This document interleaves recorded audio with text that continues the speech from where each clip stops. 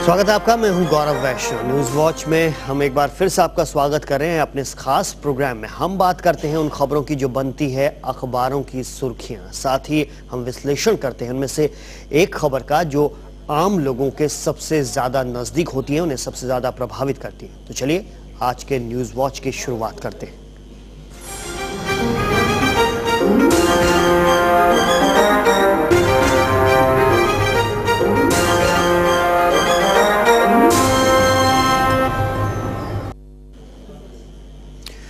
ले तो इस वक्त आज चर्चा करने के लिए न्यूज वॉच में हमारे साथ हैं राकेश शेट्टी जी, जो कांग्रेस से हैं, और साथ में समाजवादी पार्टी से हैं रमाशंकर तिवारी जी, और साथ में हमारे साथ टाउन हॉल से होंगे अशोक पटेल जी। तो चलिए सबसे पहले हम आपको बताते हैं कि आज जो अखबारों की क्या क्या सुर्खियां हैं। सबसे पहले शुरुआत करें हम द एशियन एज से। कॉमनवेल्थ गेम्स की शुरुआत, लेट द गेम बिगिन, ये कहता है एशियन एज। और साथ में यहाँ पर यह भी कहा गया है कि ये पहला जो कॉमनवेल्थ गेम्स है जिसमें 6000 से ज़्यादा खिलाड़ी जो है वो भाग ले रहे हैं। सारी चीज़ों को भूलकर, जितनी भी कंट्रोवर्सी हुई थी इससे पहले, कॉमनवेल्थ गेम्स शुरू हो रहा है।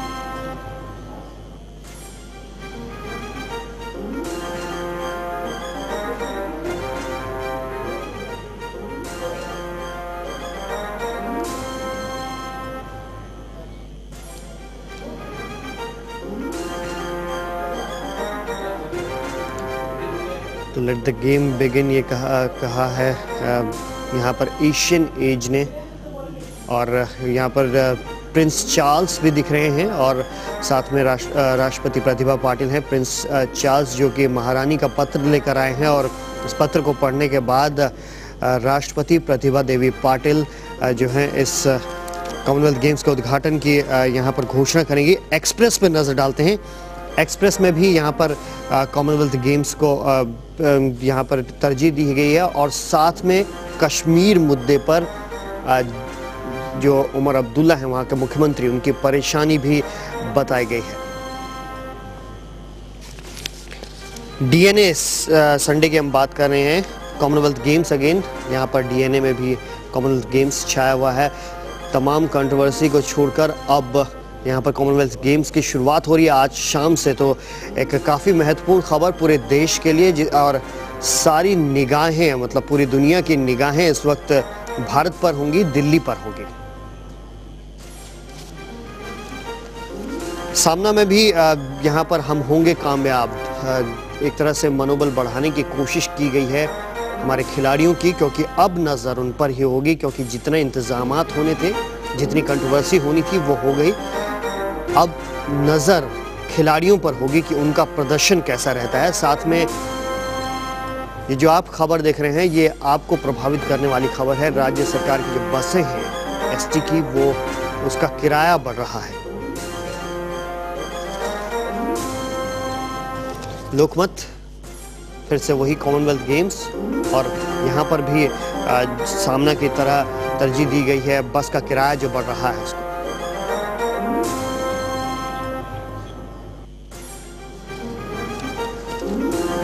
प्रहार में भी गेट सेट गो, यानी कि शुरुआत हो चुकी है गेम्स, कॉमनवेल्थ गेम्स की। और उसके साथ साथ फिर से यहाँ पर जो तैयारी हो रही है उसको लेकर यहाँ पर दिया गया है कि किस तरह की तैयारी हो चुकी है, और अब जो है निगाहें एक बार फिर से जो खिलाड़ी हैं उन पर रहेंगी।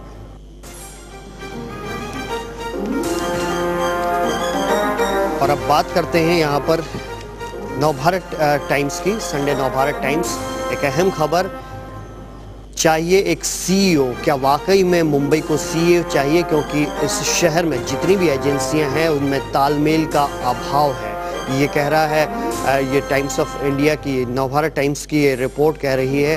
क्या एक कोऑर्डिनेटर चाहिए, क्या एक सीईओ होना चाहिए मुंबई के लिए? चलिए इसी खबर पर हम आज डिस्कस करेंगे कि क्या एक सीईओ चाहिए मुंबई के लिए, क्या तालमेल नहीं हो रहा है। हमारे साथ राकेश जी हैं। राकेश जी, सबसे पहले शुरुआत आपसे ही करेंगे। क्या वाकई में एक यहाँ पर जो जितनी भी एजेंसियां उनमें तालमेल नहीं है? अगर नहीं है तो क्यों नहीं है?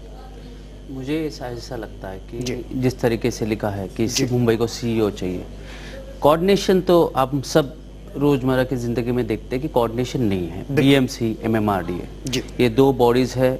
स्टेट गवर्नमेंट एमएमआरडीए को गवर्न करती है, बीएमसी को शिवसेना भाजपा के लोग गवर्न कर रहे हैं।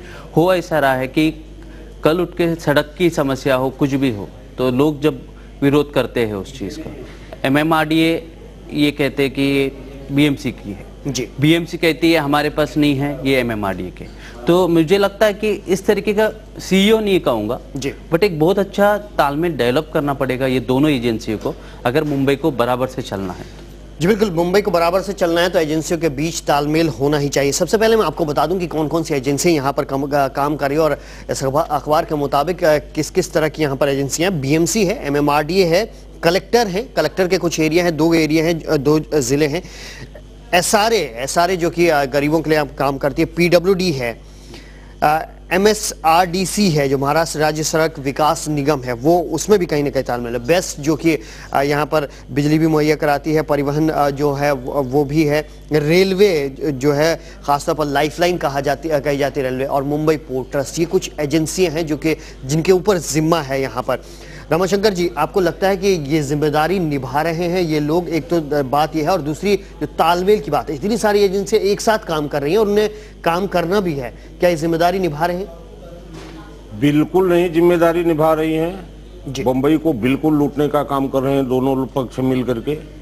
आज इनको सीईओ की नहीं, पैसा बांटने के लिए में आपस में तालमेल नहीं हो रहा है। इसके लिए इन्हें कैश अर्निंग ऑफिसर की आवश्यकता है जो पैसा इकट्ठा करके इन लोगों को बांट करके दे सके, और बम्बई को कितने जल्दी बेचा जा सके। बम्बई के विकास के लिए लोग जो है प्रयत्नशील नहीं है, बम्बई को किसी न किसी तरह से बहुत अविलंब, बहुत जल्दी लूटने की तैयारी कर रहे हैं।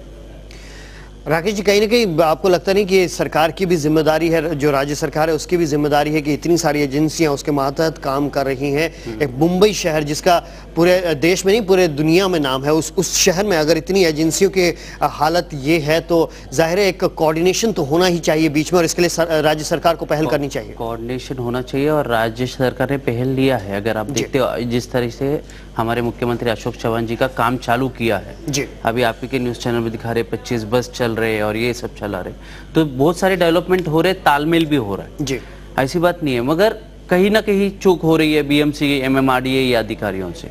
मुझे लगता है 25 बसों की आप बात कर रहे हैं, वो 25 बसें भी धूल खा रही थी वहां पर। वो उन 25 बसों को इसलिए चलाया जा रहा है अब क्योंकि हमने खबर दिखाई और उसके बाद वो 25 बसें चल रही हैं। जाहिर है लापरवाही हर जगह हो रही है, अधिकारी लेवल पे हो रही है, और इसमें का तो जैसा आपने बताया कोऑर्डिनेशन की भी कमी है। मुझे ऐसा लगता है कि जिस तरह मिनिस्ट्री है तो मुंबई के लिए एक स्पेशल पावर्स एक मिनिस्टर, कैबिनेट मंत्री दिया जाए जो ये सभी डिपार्टमेंट्स को कंट्रोल में किया। रमाशंकर जी, क्या वाकई में जिम्मेदारी नहीं है राज्य सरकार की, और क्या राज्य सरकार इस तरह की जिम्मेदारी निभाने में अक्षम नहीं है? आप बताइए, चाहे जो भी हो जवाबदारी तो राज्य सरकार की आती है। जी, अब ये आपके पास दुनिया भर की एजेंसियां हैं, आपने अभी नाम बताया जी, आपके ही न्यूज चैनल पर रोज दिखाई पड़ता है कि सारे ने कितना बड़ा फ्रॉड किया है, लोग किस तरह से फंसते जा रहे हैं। क्या राज्य सरकार की जवाबदारी नहीं होती कि ये सारे के पीड़ितों को इस तरह से जो बेचारे फंसे हैं उनको जो है मदद की जाए? जी, आप ये बताइए आज तक राज्य सरकार ने किन लोगों को प्रोसिक्यूशन में लाने का काम किया है? बड़े बड़े बिल्डर, बड़े बड़े माफिया यहाँ पर आ गए हैं, जो अभी जो गरीब बेचारे झोपड़े में रहते थे उनको लालच दिखा करके आपको जो सब जवाब दिखा करके उनको लूटने का काम किया गया। कहां से जवाबदारी अपने ले रहे हैं? बिल्कुल राकेश जी, कहीं के आम लोग के लिए कुछ नहीं है। सौरभ जी, उसी तरह से कॉर्पोरेशन भी कर रहा है जी। आप बताइए, पानी की समस्या है, इतना बड़ा पानी का संकट यहाँ पर आ जाता है, क्या आज तक स्टेट गवर्नमेंट ने या जो है नगर पालिका के लोगों ने मिल करके कहीं नया बांध बनाने का काम किया? बाबा आदम के जमाने के बने हुए तालाब हमारी जो है पानी की पूर्ति कर रहे हैं जी। भिखारी, जुआड़ी, दारू बेचने वाले लोग, भ्रष्टाचारी गुंडा लोग चुन करके आ जा रहे हैं, वो प्लानिंग की बात क्या करेंगे?